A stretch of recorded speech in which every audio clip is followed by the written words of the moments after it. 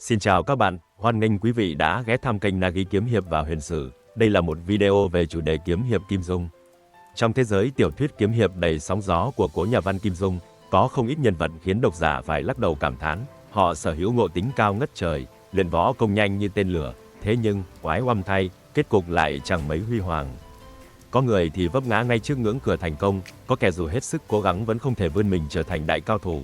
Thật đúng là học võ thì giỏi, nhưng số khổ khó thay. Hãy cùng tôi bước vào hành trình khám phá những câu chuyện bi hài, nơi mà ngộ tính đỉnh cao cũng không thoát nổi cái kết đắng nhé. Ai sẽ là nhân vật đầu tiên lọt vào danh sách này? Đừng bỏ lỡ những phút giây đầy bất ngờ ở phía trước. Kim Luân Pháp Vương. Nhắc đến Kim Luân Pháp Vương, hẳn ai cũng nhớ ngay đến hình ảnh một lão tăng với kim luân trên tay, thần thái bá đạo, dường như một mình có thể áp đảo cả giang hồ. Người ta khen rằng lão là kỳ tài xuất chúng của phái Mật Tông, với môn long tượng bản nhược công lẫy lừng. Môn võ công này nổi danh với 13 tầng, mỗi tầng khó hơn tầng trước gấp bội, thậm chí thời gian luyện tập còn tăng lên theo cấp số nhân. Nếu tầng đầu tiên chỉ cần 1, 2 năm, thì tầng thứ hai ngốn mất 3, 4 năm, còn tầng thứ 3 đã lên tới 7, 8 năm, không ngoa khi nói rằng để luyện đến tầng thứ 13, e rằng cả đời người cũng không đủ. Đa phần các cao tăng Mật Tông chỉ có thể luyện đến tầng thứ 7 hoặc thứ 8 trước khi hết vé với trần thế. Một số người quá tham vọng, muốn nhanh chóng đạt cảnh giới tối cao, lại gặp phải kết cục bi thảm. Tâm ma trỗi dậy, tinh thần hỗn loạn, cuối cùng nhảy múa như lên đồng rồi đứt kinh mạch mà chết. Vậy mà, Kim Luân Pháp Vương, với thiên phú trời ban và ý chí thép, đã làm điều không ai ngờ tới. Lão bế quan 16 năm ở Mông Cổ và vươn đến tầng thứ 10 của long tượng bản nhược công cảnh giới thập long thập tượng, điều mà người ta thường phải mất vài trăm năm mới mơ tới. Lão đã hoàn thành trong vỏn vẹn 16 năm, phải nói rằng, tài năng của Pháp Vương quả thực là hiếm có khó tìm trong lịch sử võ học. Tuy nhiên, trời cao thường thử thách người tài, dẫu công lực thâm hậu là vậy, lão vẫn có lúc rơi vào tình huống khó nói nên lời. Chuyện xảy ra trong lần lão cùng 3 cao thủ Mông Cổ hợp lực vây đánh Quách Tĩnh, nghe qua thì tưởng rằng thắng chắc, nhưng hóa ra kết quả lại khiến khán giả vừa ngỡ ngàng vừa buồn cười. Khi Tiêu Tương Tử phóng độc sa thiềm từ cây bổng của mình, Pháp Vương chỉ hít nhẹ một tí mà đã tức ngực, khó thở, còn có triệu chứng nôn nao đến đáng thương. Trong khi đó, Quách Tĩnh, chàng khờ thủy chung lại đứng như không hề có chuyện gì, thậm chí bình thản đến mức người ta nghi ngờ liệu chàng có ngửi thấy gì không. Hay như lần tái ngộ Tiểu Long Nữ trong Tuyệt Tình Cốc, dù tự tin đầy mình nhưng hắn lại bị Tiểu Long Nữ dùng song thủ hố bác thi triển Ngọc Nữ Tố Tâm kiếm pháp ép đến mức không có cơ hội hoàn thủ. Nếu so sánh sức mạnh qua chi tiết này, Kim Luân Pháp Vương chắc chắn còn cách Tứ Tuyệt một khoảng dài. Đông Tà, Tây Độc, Nam Đế, Bắc Cái, những tượng đài không chỉ về võ công mà còn về phong thái vẫn luôn là đỉnh cao mà ngay cả Quách Tĩnh hay Dương Quá cũng phải kính nể. Còn Pháp Vương, tuy sở hữu công lực không tầm thường, nhưng xem ra vẫn thiếu một chút gì đó để thật sự đạt đến đỉnh cao. Gia Luật Tề, nhân vật tiếp theo trong danh sách của chúng ta là một cái tên quen thuộc nhưng cũng đầy bất ngờ. Gia Luật Tề, con rể của Quách Tĩnh, ai cũng nghĩ làm con rể của đại hiệp võ lâm thì chí ít cũng phải ngang tầm bố vợ, thế nhưng câu chuyện này lại chẳng đơn giản như vậy. Nếu nhìn vào điểm xuất phát, Gia Luật Tề rõ ràng vượt trội hơn Quách Tĩnh. Thuở nhỏ, chàng đã là đệ tử của lão ngoan đồng Chu Bá Thông người mà cả giang hồ vừa kính nể, vừa đau đầu vì những trò quái chiêu. Với ngộ tính cao và tinh thần chăm chỉ, Gia Luật Tề từng đạt được không ít thành tựu. Thế nhưng, vấn đề bắt đầu nảy sinh khi chàng được Quách Tĩnh truyền thụ tuyệt kỹ Hàng Long Thập Bát Chưởng. Mặc dù nội công vững chắc và ngộ tính không thua kém ai, Gia Luật Tề chỉ lĩnh hội được 14 chiêu sau một thời gian dài khổ luyện. Trong khi đó, Quách Tĩnh người từng bị gắn mác đầu óc đơn giản lại học tới 15 chiêu chỉ sau 1 tháng. Chuyện này, nói ra thì đúng là khiến người ta không biết nên cười hay nên khóc. Liệu nguyên nhân là do Hàng Long Thập Bát Chưởng đã bị biến tấu khi kết hợp cùng võ công toàn chân giáo của Chu Bá Thông, khiến môn công phu này trở nên phức tạp và khó nắm bắt hơn, hay vấn đề thực sự nằm ở Quách Phù, phải chăng sau khi kết hôn, Gia Luật Tề vô tình bị lây trí thông minh của vị phu nhân không có gì ngoài sắc đẹp này, dẫn đến võ công càng luyện càng tụt lùi? Dẫu nguyên nhân là gì, sự thật vẫn không thể thay đổi. Gia Luật Tề chàng hiền tế từng được kỳ vọng, cuối cùng lại không vượt qua nổi cái bóng của bố vợ mình. Đây đúng là minh chứng sống động cho câu nói, người tính không bằng trời tính, ngộ tính không bằng số phận. Hà Túc Đạo. Hà Túc Đạo, cái tên vừa xuất hiện đã khiến cả giang hồ ngả mũ kính phục. Người ta gọi chàng là Côn Luân Tam Thánh, không phải vì danh xưng nghe hay mà vì tài năng của chàng thực sự quá xuất chúng, cầm kỳ kiếm, lĩnh vực nào cũng đạt đến đỉnh cao. Nhắc đến sự thần kỳ của Tam Thánh, phải kể đến câu chuyện khi chàng lẻn vào La Hán Đường ở Thiếu Lâm Tự, chỉ với một cục đá nhỏ. Chàng đã tạo nên một bàn cờ khổng lồ trên nền đá xanh, mỗi đường kẻ sâu cả tấc, một kỳ tích khiến Thiên Minh Phương Trượng và hai vị cao tăng vô sắc, vô tướng cũng phải đứng hình, mặt mày tái xanh như vừa bị trúng hàn băng chưởng.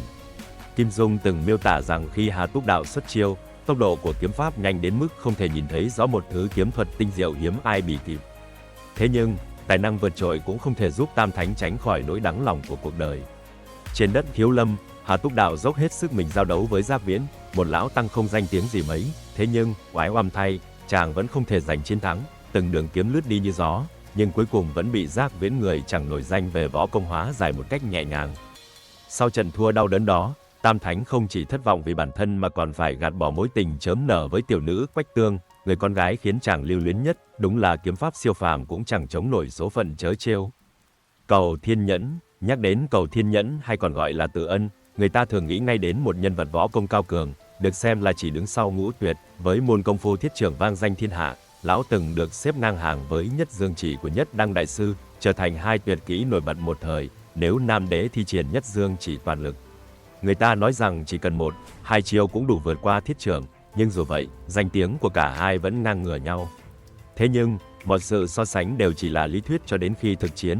Trong Thần Điêu Hiệp Lữ, Cầu Thiên Nhẫn đã có một màn biểu diễn khó nói nên lời. Khi đối đầu với Đoàn Chi Hưng, lão đã tung đến 14 trường thiết trưởng, vậy mà Đoàn Chi Hưng vẫn đứng vững như không. Chỉ bị tổn thương đôi chút, lúc này, độc giả không khỏi đặt câu hỏi, phải chăng thiết trường của lão không còn thiết nữa, hay thần công hộ thể của Nam Đế đã đạt đến mức bất khả xâm phạm. Kịch tính chưa dừng lại ở đó, khi Dương Quá bất thình lình nhảy vào trận, cả hai lao vào đấu trường. Ban đầu, Cầu Thiên Nhẫn vẫn còn giữ được thế thượng phong, nhưng sau trăm chiêu, lão bắt đầu cảm thấy áp lực gia tăng không ngừng. Cứ mỗi lần giao chiêu, kình lực từ trọng kiếm của Dương Quá càng mạnh thêm, ép lão đến mức thở không nổi. Kết quả, một kẻ từng được Kim Dung mô tả là mạnh ngang tứ tuyệt lại phải chịu thua trước Dương Quá sau hơn trăm chiêu. Vậy câu hỏi đặt ra ở đây, Dương Quá quá giỏi, hay Cầu Thiên Nhẫn bị dìm? Có lẽ, đáp án là sự kết hợp của cả hai.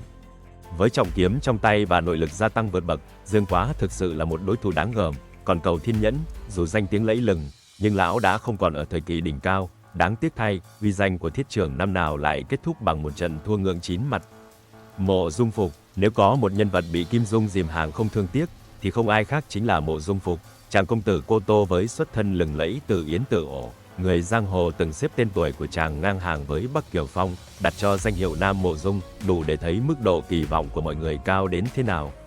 Thế nhưng, nếu lúc xuất hiện, Mộ Dung Phục tỏa sáng như ánh hào quang rực rỡ, thì khi câu chuyện khép lại, chàng đã bị chính tác giả Kim Dung kéo xuống tận đáy bùn sâu. Không phải một lần, mà là 5 lần 7 lượt, chàng tham gia vào các sự kiện lớn trong giang hồ, từ thế cờ Chân Lung, Linh Thú Cung, cho đến kén Phò Mã Tây Hạ. Nhưng kết quả thì sao? Toàn là sôi hỏng bỏng không. Thậm chí, ngay cả khi xông vào Mạn Đà Sơn Trang để uy hiếp Đoàn Chính Thuần nhường ngôi, Mộ Dung Phục cũng thất bại ê chề. Chưa dừng lại ở đó, Kim Dung còn hạ bệ anh thêm một tầng khi để chàng đối đầu với Đoàn Diên Khánh, một gã tật nguyền nhưng lại chẳng thể chiếm được chút ưu thế. Dù hợp sức cùng 4 gia nhân, Mộ Dung Phục vẫn bị Đoàn Diên Khánh ép đến thảm bại. Còn Phong Ba Ác, thuộc hạ trung thành của chàng, thì bị Đoàn Diên Khánh lấy mạng dễ như trở bàn tay. Đỉnh điểm của sự dìm hàng phải kể đến trận tái đấu với Đoàn Dự tại Mạn Đà Sơn Trang. Đáng nói, lúc này Đoàn Dự vừa bị che mắt, võ công thì lúc linh lúc không, vậy mà Mộ Dung Phục hơn trăm chiêu vẫn không thể chạm được vào một cọng lông chân của đối thủ. Ngược lại, Đoàn Dự chỉ cần chỉ trò vài cái cũng đủ ép Mộ Dung Phục phải tránh tả né hữu, đến khi không chịu nổi, chàng đành co giò chạy một mạch rời khỏi trận đấu trong bộ dạng thảm hại. Thật đáng tiếc cho một nhân vật được kỳ vọng là Nam Mộ Dung, đại diện cho khí chất hào hoa và trí tuệ võ lâm, cuối cùng lại hóa thành một gã thất bại từ đấu trường chính trị đến tình trường. Nói không quá, nếu võ học giang hồ có bảng xếp hạng nhân vật bị dìm võ công nặng nhất, thì Mộ Dung Phục chắc chắn sẽ đoạt vị trí số 1. Vậy là chúng ta đã điểm qua top 5 nhân vật ngộ tính đỉnh cao nhưng kết cục lại đầy tiếc nuối trong thế giới kiếm hiệp của Kim Dung. Những con người này, mỗi người một câu chuyện, một tài năng vượt trội, nhưng lại thiếu chút may mắn để bước lên đỉnh cao trọn vẹn. Kim Dung, bằng ngòi bút tài hoa của mình, không chỉ khắc họa những trận chiến hùng tráng mà còn tạo nên những bi kịch đẹp đau lòng. Các nhân vật như Kim Luân Pháp Vương, Mộ Dung Phục hay Hà Túc Đạo đều để lại trong lòng độc giả những cảm xúc khó quên, vừa tiếc nuối, vừa đồng cảm, nhưng cũng không thiếu phần hài hước.